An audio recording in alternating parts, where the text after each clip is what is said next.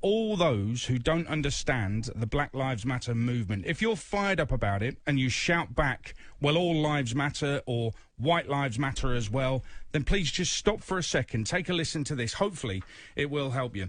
Before I worked at TalkSport, I was a news reporter. I covered two very famous murder cases in that time. One was the stabbing to death of a headmaster at a London school. Philip Lawrence was white, well respected, and a father of four when he was killed in North London in 1995. I reported at the trial of his killer.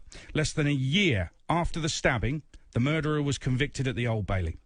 The other murder case I covered was that of Stephen Lawrence. I reported from a very angry public inquiry at Elephant and Castle in 1998. Stephen was a teenage black kid from South London who was stabbed to death by racists at a bus stop in April 1993. A day after that murder, police were given the suspects' names. 4 years after the murder, a national newspaper named the people they believed killed Stephen. 5 years after the murder, police apologised to the family for failures in the investigation. 6 years after the murder, the Met Police was accused of institutionalised racism in a government report. They were also accused of incompetence. 19 years after the stabbing of Stephen Lawrence, two of the men on the original list of suspects, literally given to the police the day after the murder, were found guilty of murder and sentenced to life. There is plenty more about the Stephen Lawrence murder which shows just how terrible the police investigation was, and still it's firmly believed full justice has not been brought. So the point I'm making is this. The white headmaster's life mattered. It mattered so much that the killer was brought to justice as quickly as possible. But the black teenager's life didn't matter enough for the police to investigate it properly and bring swift justice. So history will tell you that white lives have always mattered, but black lives haven't always mattered, and they still don't always matter.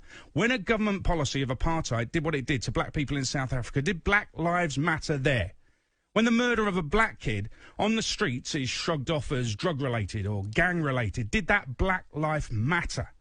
When George Floyd said time after time that he couldn't breathe, and when he called out for his mum, but still he was killed, his black life clearly didn't matter. I really hope that everything I've just said has cleared it up and nobody is left in any doubt as to why it is wrong to have a banner trailing out of a plane above a football stadium saying white lives matter. I don't care where it's from, who did it, whatever, but just to say that, what's going through your heads? It's extraordinary. So hopefully, I do hope that's made it clear. If anybody's got any questions, please feel free to ask them at TalkSport Drive.